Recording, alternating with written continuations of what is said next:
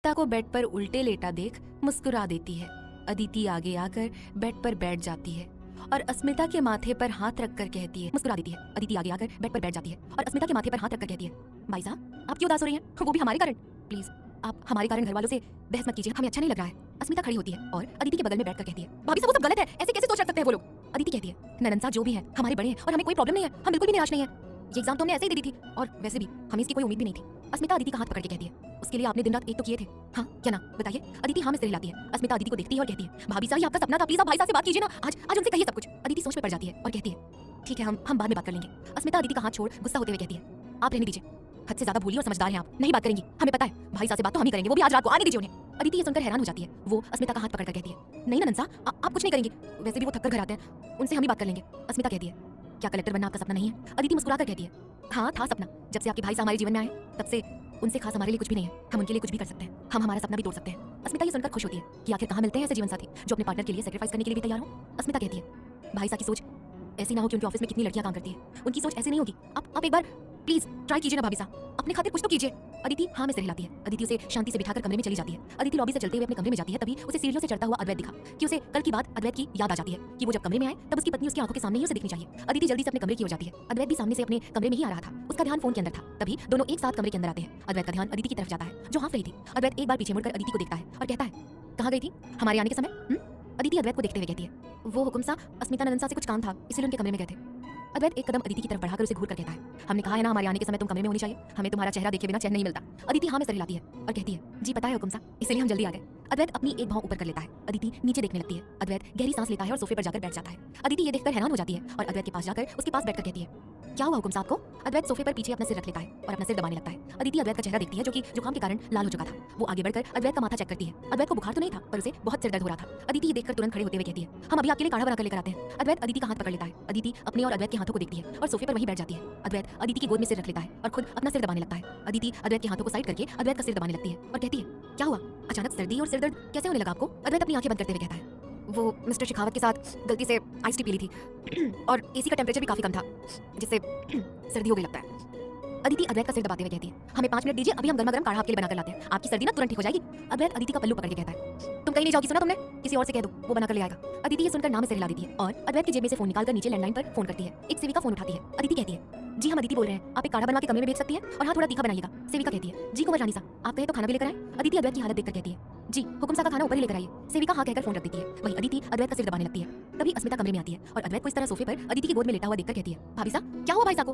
अदिति अस्मिता को देखते हुए कहती है, जी ने सर्दी हो गई है और बहुत सिर दर्द हो रहा है इनका। अस्मिता अदिति को देखती है और आंखों से अभी बात करने के लिए मना करती है। अस्मिता उदास होकर वहां से चली जाती है और दरवाजा बंद कर देती है। थोड़ी देर में मेड कमरे के बाहर आती है और दरवाजा नॉक करती है। अदिति धीरे से अद्वैत का सिर नीचे करती है और दरवाजे के पास चली जाती है और सेविका से ट्रॉली लेकर दरवाजा बंद कर देती है। अद्वैत उठकर बैठ जाता है और उसका नाक बंद हो चुका था और चेहरा लाल हो चुका था। अदिति सोफे के पास ट्रॉली लेकर आती है और एक बॉल उठा के सोफे पर बैठ जाती है। अद्वैत अभी भी सिर पर हाथ रखकर बैठा हुआ था। अदिति चम्मच से अद्वैत को धीरे धीरे काढ़ा पिलाने लगती है। अद्वैत अदिति के हाथों से काढ़ा पीने लगता है। उसे बिल्कुल भी पसंद नहीं आ रहा था पर काढ़ा अदिति पिला रही थी, उस कारण वो कुछ भी खाने और पीने के लिए तैयार था। अदिति सारा काढ़ा पिला देती है। धीरे धीरे अद्वैत का नाक खुलने लगता है और वो ठीक से सांस ले पा रहा था। अद्वैत अदिति के सामने देखता है और उसके गाल पर किस कर लेता है। अदिति नीचे देखकर शर्माती है। अदिति एक प्लेट में अद्वैत के लिए खाना सर्व करने लगती है और अद्वैत को खिलाने के लिए एक निवाला उसकी ओर बढ़ाती है। अद्वैत अदिति को रोककर कहता है, क्या तुमने खाना खाया? अदिति नाम में सिर हिलाकर कहती है, हम नीचे जाकर खा लेंगे, आप यही खा लीजिए। अद्वैत नाम में सिर हिलाकर कहता है, हमें खिलाना है तो तुम्हें भी खाना होगा। अदिति जैसे ना कहने को होती है। अद्वैत अपनी आंखें दिखाता है। अदिति हाँ कहती है। अब अदिति एक निवाला अद्वैत को खिला रही थी और अद्वैत उसे एक निवाला खिला रहा था। दोनों एक दूसरे को खाना खिला रहे थे। अदिति खाना खाते हुए अपने मन में बोली, जब तक भाई साहब और गुंजन भाई साहब की सगाई नहीं हो जाती हमें हुकुम को हमारी यूपीएससी की परीक्षा परिणाम की बात छुपानी होगी।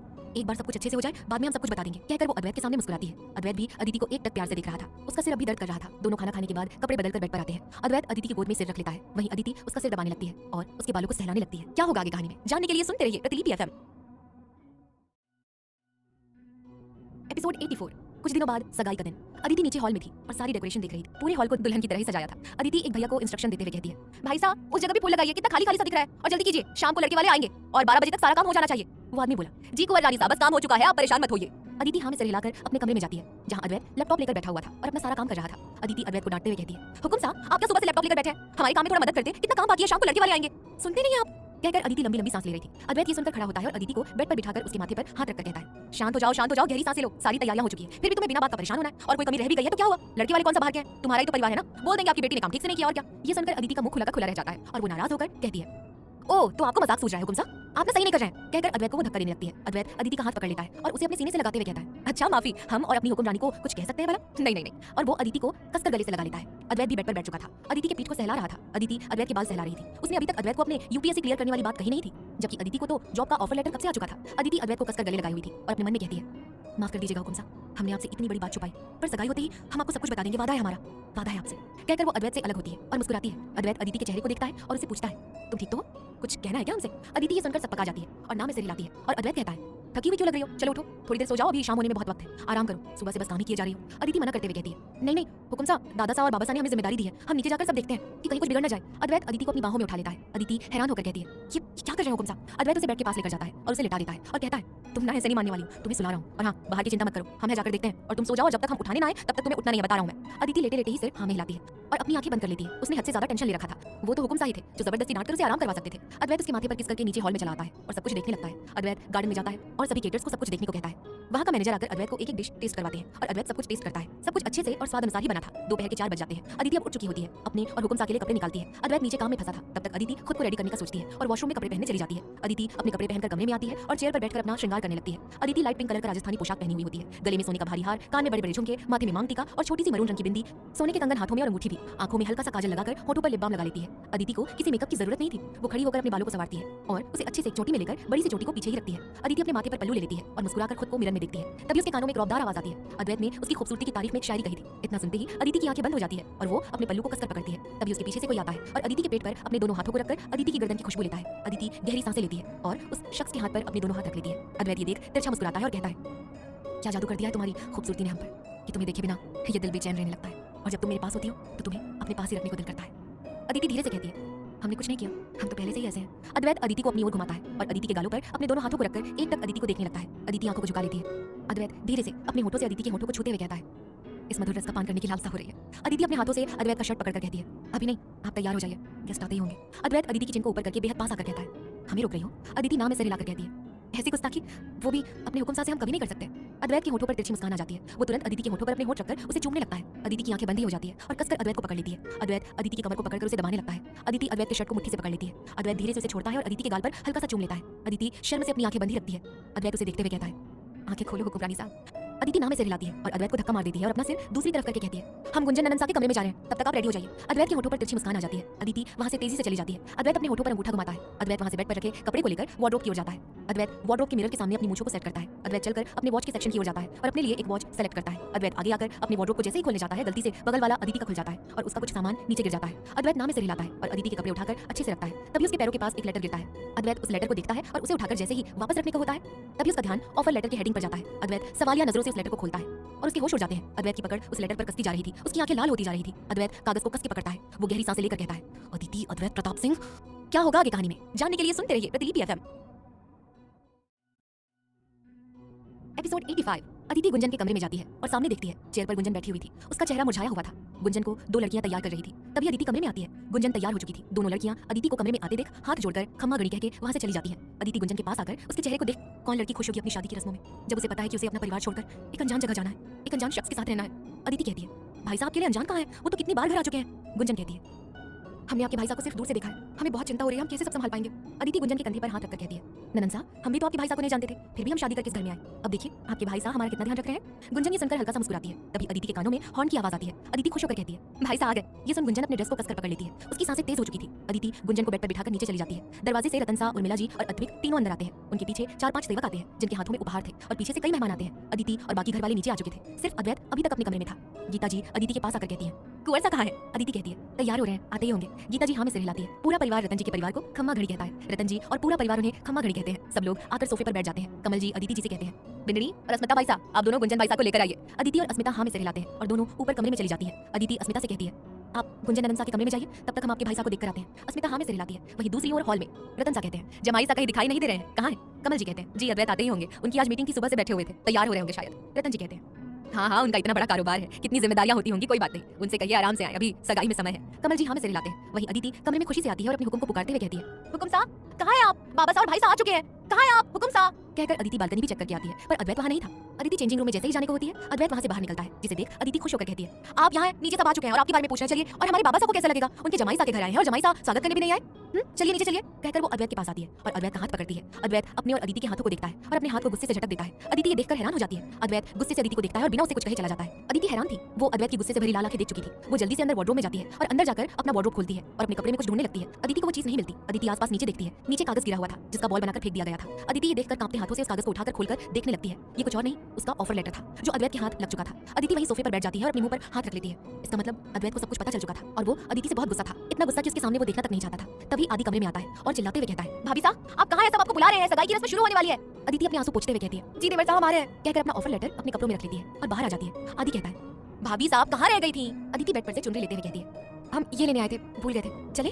अदिति आदि दोनों नीचे आते हैं। अदिति के हाथ में चुन्नी देखकर गीता जी मुस्कुराकर ले लेती हैं और गुंजन के पास जाकर उसके माथे पर उड़ाती हैं। अद्रिक और गुंजन दोनों साथ में सोफे पर बैठे हुए थे। गुंजन को उर्मिला जी आकर कुमकुम से टीका करती है और उपहार में शगुन देती है। गुंजन अपनी झोली आगे करती है जिसमें रतन सा, उर्मिला जी नारियल, एक साड़ी और गहने के कुछ बॉक्सेस और पैसों का कवर रख देती है। गुंजन उनके पैर छूती है। कमल जी और गीता जी आगे आकर अद्रिक के पास जाकर उसे शर्ट और पैंट का पीस देते हैं, साथ में सोने की चैन और अंगूठी भी देते हैं। अद्रिक उनके पैर छू लेता है। घर के बाकी बड़े उन्हें आशीर्वाद देने आगे आने लगते हैं। अदिति अद्वैत के सामने देखती है और हाथ बांधे वहीं खड़ा हुआ था और सबको देख रहा था। अदिति जैसे ही अद्वैत के पास जाने को होती है तभी गीता जी बोली, बिंदनी अंगूठी की थाली आगे लेकर आओ। अदिति हाँ में सिर हिलाकर टेबल के पास जाती है और थाली उठाकर दूल्हा दुल्हन के पास लेकर आती है। इस बीच अदिति का ध्यान अद्वैत पर था, पर अद्वैत बिल्कुल भी उसके सामने नहीं देख रहा था। अदिति दोनों के सामने थाली आगे बढ़ाती है। दोनों एक एक अंगूठी उठा लेते हैं। रतन सा अद्विक के कंधे पर अपना हाथ रख लेता है। अद्विक उनका इशारा समझ जाता है और अपना एक हाथ आगे बढ़ा के गुंजन के हाथ की ओर देखता है और एक टक गुंजन के चेहरे को देखने लगता है। वहीं हमारे आदि की नजरें चारों ओर थी। वो किसी को ढूंढ रहा था पर उसे कोई दिख नहीं रहा था। तभी पीछे से उसे कोई कंधे से मारता है और वो पीछे मुड़कर देखता है। पीछे शीतल खड़ी थी और वो मुस्कुराकर कहती है, छोटे कुंवर किसे ढूंढ रहे हो और कब से ढूंढ रहे हो। आदि के मुंह से जल्दबाजी में निकल जाता है, तुम्हें। शीतल ये सुनकर हैरान रह जाती है और कहती है, क्या क्या कहा आपने। आदि बात को संभालते हुए कहता है, तुम्हें क्या लगता है तुम्हारा नाम लूंगा मैं, कोई खास है जो यहाँ आने वाली है, कहकर मुस्कुराता है। वहीं शीतल मुंह लटका के आदि को देखने लगती है। पता नहीं क्यों पर उसे आदि की बात पसंद नहीं आई थी। वहीं अस्मिता अपने फोन पर लगी हुई थी। उसके फोन में बार-बार मैसेजेस आ रहे थे। अस्मिता ऑन चैट कहती है, कहाँ रह गए आप कितनी देर में आएंगे, प्लीज जल्दी आइए ना। सामने से मैसेज आता है, हम रास्ते में हैं, आ रहे हैं। अस्मिता कहती है, आपको देखिए कितना टाइम हो गया है, अब रहा नहीं जा रहा है हमसे, प्लीज जल्दी से आइए। सामने से मैसेज आता है, लो आ गए, अब देख लीजिए हमें जी भर के। अस्मिता सिर ऊपर करके सामने देखती है और मुस्कुराती है। सामने हॉल के दरवाजे पर अद्वैत का टेम्परेरी गार्ड कम दोस्त शेरा खड़ा था। अद्वैत शेरा के पास जाता है। शेरा और कोई नहीं, उस रात को अस्मिता जैसे गुस्से से मुंह बिगाड़ कर देख रही थी खिड़की से, वही था। अद्वैत उसे लेने दरवाजे के पास जाता है और हाथ मिलाकर उसे अंदर आने को कहता है। शेरा सामने की ओर देखता है और धीरे-धीरे चलते हुए अंदर आता है। शेरा, अस्मिता और गुंजन, अद्वैत, आदि ये सब एक साथ ही पले बढ़े थे। अद्वैत और शेरा साथ साथ ही रहते थे और एक ही स्कूल कॉलेज में जाते थे। शेरा कमल जी के ड्राइवर का बेटा था और कमल जी ने शेरा को अद्वैत की तरह ही माना था और उसे पढ़ाया लिखाया था। बदले में शेरा ने अपना कर्ज चुकाने के लिए बड़े होकर अद्वैत के मेन गार्ड के तौर पर जॉब करने लगा था। शेरा के पीछे दो लड़कियां आती हैं जो अस्मिता के पास आकर खड़ी हो जाती हैं। अद्विक गुंजन का हाथ पकड़ के अंगूठी पहनाता है। वहीं गुंजन भी अपनी नजरें नीचे करके अंगूठी पहनाती है। सब लोग ताली बजाने लगते हैं। सब लोग एक टक उन दोनों को ही देख रहे थे। सगाई हो चुकी थी और अब रात भी हो चुकी थी। सब लोग गार्डन में खाना खाने के लिए चले जाते हैं। धीरे धीरे पूरा हॉल खाली हो जाता है। वहाँ अब सिर्फ अद्वैत और अदिति ही मौजूद रह गए थे। अदिति धीरे धीरे कदमों से अद्वैत के पास जाने लगती है। अब आगे क्या होगा कहानी में जानने के लिए सुनते रहिए प्रतिलिपि एफएम। एपिसोड 86। अदिति और अद्वैत दोनों हॉल में खड़े थे। अदिति अपने कदम आगे बढ़ाती है। सभी लोग बाहर खाना खाने चले गए थे। अदिति अद्वैत के पास आकर हिम्मत करके अद्वैत का हाथ पकड़ लेती है। अद्वैत अपने हाथों पर अदिति का हाथ महसूस कर सकता था। वो अपना हाथ झटक देता है। अदिति धीरे से कहती है, हुकुम साहब प्लीज हमारी बात सुनिए।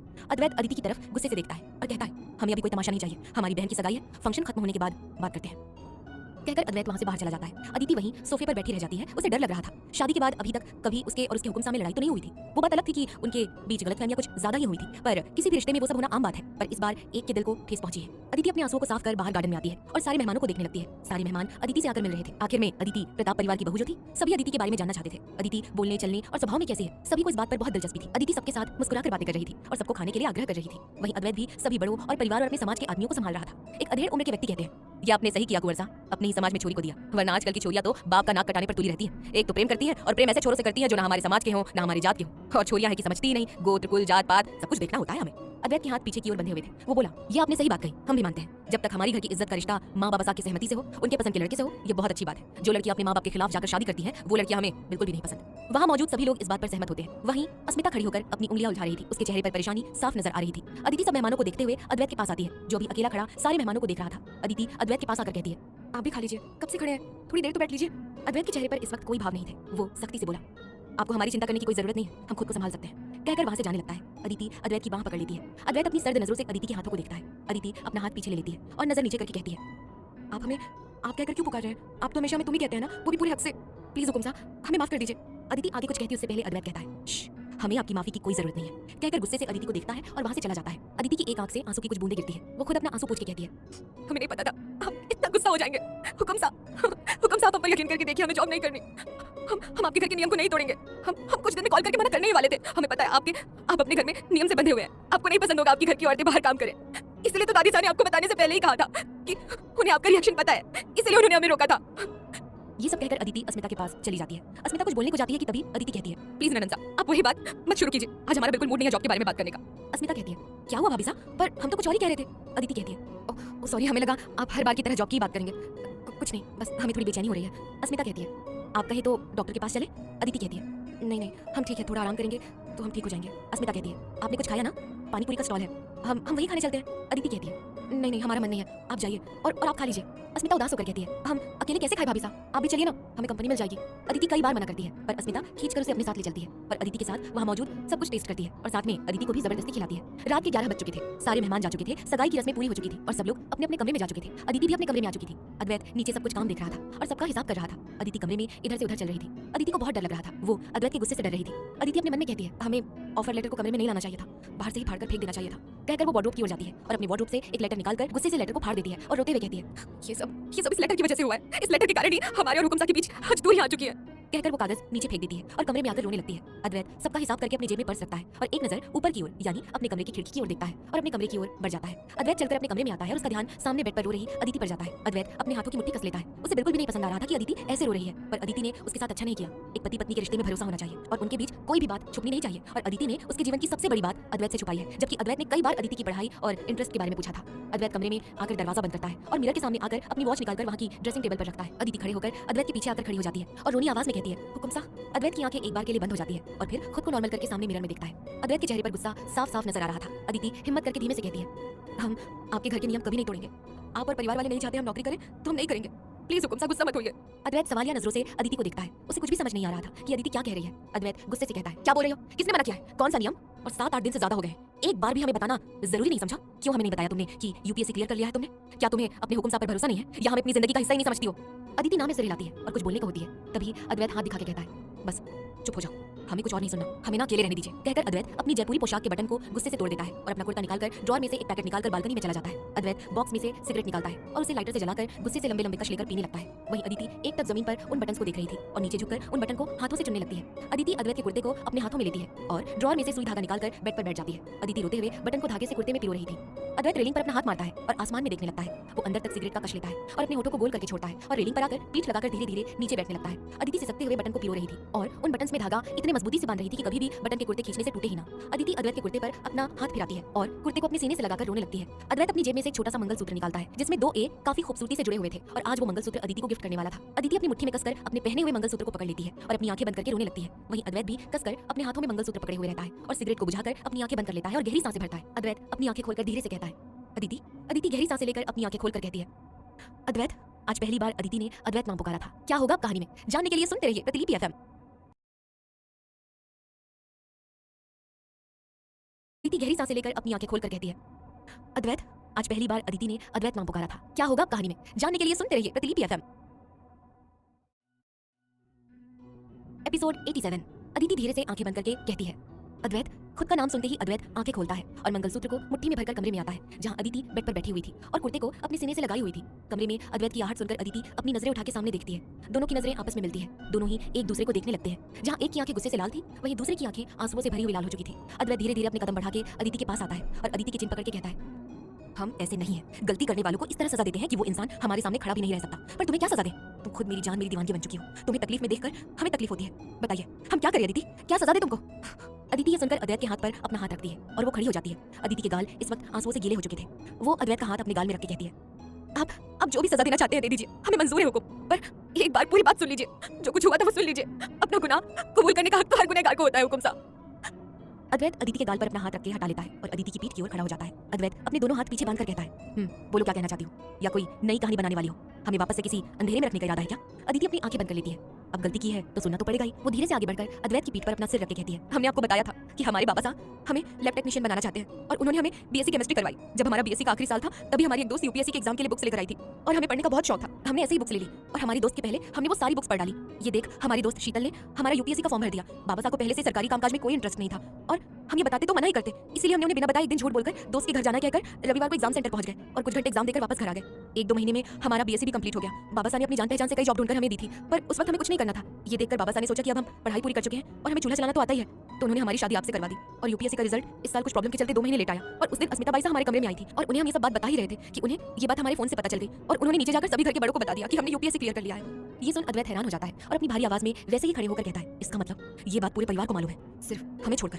क्यों? सही कहा ना? अद्वैत की आवाज में दर्द देखकर अदिति भी टूट जाती है। वो गहरी सांस लेकर कहती है, नहीं हुकुम साहब, हम आपको बताने वाले थे, पर सगाई की बात बताने वाले थे। हम नहीं चाहते थे कि घर में कोई भी तमाशा हो या कोई भी गलतफहमी हो। अद्वैत मुड़कर अपने हाथों को छोड़ गुस्से से कहता है, तो फिर क्या नतीजा मिला बात छुपाकर? हमारी नाराजगी, हमारा गुस्सा। तुम्हारा फर्ज बनता है छोटी सी छोटी बात तुम अपने पति से आकर पहले शेयर करो। ताली एक हाथ से नहीं बचती, दोनों हाथों का मिलना जरूरी होता है और हम अकेले कितना करें इस रिश्ते के लिए? तुम्हें भी तो हम पर भरोसा रखना होगा। मानते हैं अरेंज मैरिज है, रिश्तों में क्लैरिटी नहीं होगी तो रिश्ता कैसे चलेगा? अदिति हाँ में सिर हिलाती है और कहती है, हमें पता है हमारी गलती है, पर दादी सा ने उस दिन आपको कुछ भी बताने से मना किया था। अद्वैत ये सुनकर कहता है, एक मिनट, क्या कहा? दादी सा ने तुम्हें ये बताने से मना किया था? आखिर क्यों? हमें पूरी बात बताओ। जब अस्मिता बाई सा ने घर में सबको ये न्यूज़ दे दी थी तो सबने क्या कहा? अदिति अद्वैत को सारी बात एक एक करके बताती है और कहती है, इसीलिए हमने आपको कुछ भी नहीं कहा, क्योंकि आप भी इस घर के रीति रिवाज नियम को बचपन से मानते आए हैं, तो आपकी भी राय वही होगी। तो हमें डर था कि कहीं आप गुस्सा ना हो जाए, और हमें जब जॉब का ऑफर आया तो इसी डर से हमने आपको कुछ भी नहीं बताया, कुछ भी नहीं।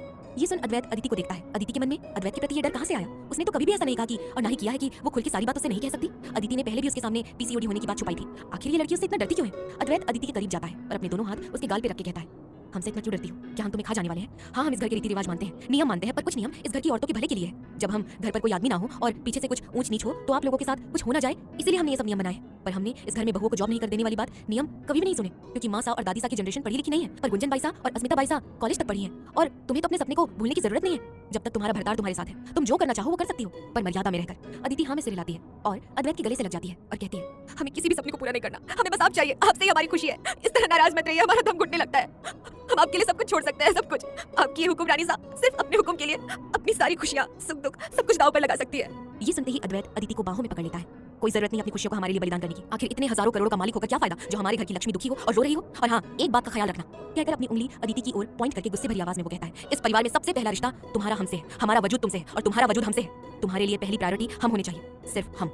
फिर चाहे तुम्हारे सामने हमारा परिवार खड़ा हो या तुम्हारा परिवार खड़ा हो या हमारे बच्चे खड़े हो, सबसे पहले सिर्फ और सिर्फ तुम्हारे हुक्म सा और हमारे लिए सिर्फ और सिर्फ हमारी मलाई कुल्फी। ये सुन अदिति के होठों पर अचानक ही मुस्कान आ जाती है। वो अपने पंजों पर खड़ी होती है और कसकर अद्वैत के माथे को चूम लेती है, जिसे देख अद्वैत का गुस्सा पल भर में ही गायब हो जाता है और अदिति को हैरानी से वो देखने लगता है। और जैसे ही अद्वैत अदिति को पकड़ने को जाता है, अदिति वहां से भाग जाती है। अद्वैत उसे कमर से पकड़ लेता है और खींचकर बेड पर धक्का देता है। अदिति बेड पर गिर जाती है। अद्वैत अदिति के ऊपर आ जाता है और गुस्से से अदिति को घूरने लगता है। अदिति मुस्कुराकर अद्वैत के गुस्सैल चेहरे पर अपनी उंगलियां फिराने लगती है। दोनों बेड पर आधे लेटे हुए थे, दोनों के पैर जमीन पर थे। अद्वैत एक टक अदिति की आंखों में देखने लगता है और अदिति एक टक अद्वैत की आंखों में देखने लगती है। अद्वैत अदिति की एक उंगली को अपने होठों के बीच दबा लेता है और उसे हल्का सा काटता है। अदिति की आह निकल जाती है और वो मुस्कुराती है। अद्वैत अदिति के गर्दन में हल्का सा मुंह छुपा लेता है और अपनी आंखें बंद कर लेता है। अदिति भी अपनी आंखें बंद करके अद्वैत के बालों में हाथ डालती है और दोनों उसी तरह बिना कपड़े बदले एक दूसरे की बाहों में ही सो जाते हैं। क्या होगा आगे कहानी में जानने के लिए सुनते रहिए प्रतिलिपि एफएम। एपिसोड 88। सुबह के 5 बजे अद्वैत की आंखें खुलती है। वो इस वक्त अदिति के ऊपर ही था और दोनों बेड पर अच्छे से सो चुके थे। बस अद्वैत अदिति के आंचल में सोना चाहता था। अद्वैत के हिलने से अदिति भी करवट लेने लगती है और उसकी भी आंखें खुल जाती है। अदिति आंखें खोल सीलिंग को देखती है और फिर बगल में बैठे अद्वैत को देखती है, जो उसे ही देख रहा था। अदिति उबासी लेते हुए कहती है, क्या हुआ, आज उठाया नहीं आपने? एक्सरसाइज नहीं करनी है क्या? अद्वैत अदिति के माथे पर चूम लेता है और कहता है, अभी 5:30 नहीं बजे, तब तक तुम सो सकती हो। अदिति की नींद आज टूट गई थी। वो उठकर बैठ जाती है और अपना मुंह बनाती है। अद्वैत ये देख सवालिया नजरों से कहता है, क्या हुआ? अदिति अपना चेहरा दूसरी तरफ घुमा के नाराजगी से कहती है, आपने कल गुस्से में क्या कहा था? सुनाओ कोई नई कहानी या कोई नया झूठ। क्या हम आपको ऐसी लड़की दिखते हैं कि हम आपको झूठी नजर आते हैं? ये सुन अद्वैत गहरी सांस लेता है और अदिति को कमर से कसकर पकड़ के अपने करीब खींच लेता है। एक बात का सही जवाब देना, अगर हमें पता चले कि हमारी एक किडनी फेल है और हम सिर्फ एक ही किडनी पर डिपेंड रह सकते हैं और ये बात हम तुम्हें नहीं बताएं और यही बात तुम्हें 20 दिनों बाद पता चले, वो भी हमारी रिपोर्ट देखकर, और तुम्हें और अंधेरे में रखें, तो कैसा लगेगा तुम्हें? क्या कभी तुम्हें हम पर भरोसा होगा? क्योंकि ये बात तुमने जितने दिन छुपाई है उतने दिन तुमने हमें अंधेरे में रखा है, तो गुस्सा तो किसी को भी आएगा ना। अदिति कुछ नहीं कहती। अद्वैत उसका चिन पकड़कर अपनी तरफ करके कहता है, बात बात पर तुम्हारा मुंह तरफ क्यों जाता है? हमारी तरफ देखो, कहकर अद्वैत उसकी भौं पर करता है और अदिति का और बेड से खड़ी हो जाती है और तभी उसकी चीख निकल जाती है। अद्वैत बेड से खड़े होकर अदिति के पास आता है और कहता है, क्या हुआ हुक्मरानी सा? अदिति अपने कंधे को दबा के कहती है, कुछ नहीं, बस थोड़ा बदन अकड़ गया है, शायद पूरी रात हम दोनों।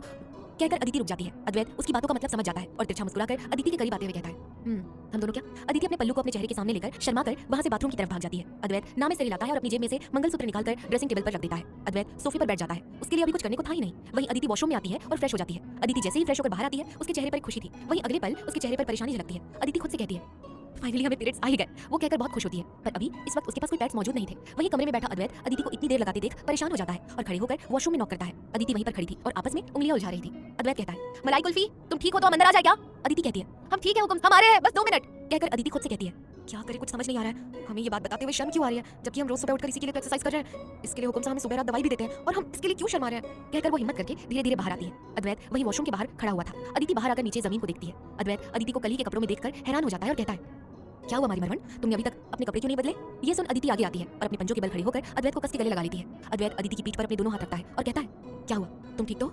अभी भी दर्द हो रहा है क्या? डॉक्टर के पास चलना है? अदिति अद्वैत को और कस के पकड़ कर कहती है, हमारे पीरियड्स शुरू हो चुके हैं, आखिर हमारी कोशिश धीरे धीरे दिख रही है। ये सुन अद्वैत अपनी आंखें बंद कर लेता है। अदिति की आंख में से एक बूंद खुशी के निकल आते हैं। अद्वैत अदिति के कमर को पकड़कर ऊपर उठाता है और अदिति को गोल घुमाकर अदिति को नीचे रख उसे देखने लगता है। अदिति भी अद्वैत को शर्माते हुए देख रही थी। तभी अद्वैत बोला, आज कोई एक्सरसाइज नहीं करनी है, जाओ जाकर अपने कपड़े बदल के सो जाओ। कहकर अद्वैत अदिति के माथे को सहलाता है और वहां से जिम में जाने लगता है। तभी अदिति कहती है, तो कौन सा? अद्वैत रुककर अदिति की तरफ देखता है। अदिति अद्वैत की आंखों में देखकर कहती है, वो हमारे पास पेट्स नहीं है, वो हमने शादी के वक्त अपने सामान के पेट्स लिए थे, पर हमारे घर से कुछ सामान आया है, उसे स्टोर रूम में रख दिया और हमें लगता है उसी किसी बैग में हमारा पैकेट रह गया होगा और इतने सारे सामान में हमें बैग्स ढूंढनी होंगी। अद्वैत ये सुन के कहता है, वार्डरोब के पास जाओ, वहाँ हमारा वार्डरोब खोलो, नीचे की ओर एक बड़ा सा बॉक्स रखा हुआ है, उसे लेकर तुम बाथरूम जा सकती हो, तुम्हारी जरूरत की सारी चीजें वहाँ पर मिल जाएंगी। अद्वैत की बात सुनकर अदिति को कुछ समझ नहीं आता। वो अद्वैत के कहे अनुसार वार्डरोब में जाकर अद्वैत का वार्डरोब खोलकर नीचे से एक बड़ा सा बॉक्स लेती है और उसे खोलकर देखती है। उस बॉक्स को खोलकर देखती है, उस बॉक्स में औरतों की यूज करने की सारी चीजें थी, या ये कह सकते हैं कि पूरी की पूरी किट थी। अदिति खुद से कहती है, ओह हुकुम सा, आप कितना ख्याल रखते हैं, वो भी हमारे बिना कहे। आपको हमारी छोटी छोटी चीजें जो भी जरूरत की है सब पता चल जाती हैं। कहकर अदिति वॉशरूम में जाती है। क्या होगा आगे कहानी में जानने के लिए सुनते रहिए प्रतिलिपि एफएम। एपिसोड 89। अदिति किट लेकर वॉशरूम में चली जाती है और अच्छे से नहा धोकर बाहर आती है। अदिति ने इस वक्त कॉटन की पिंक कलर की सिंपल सी साड़ी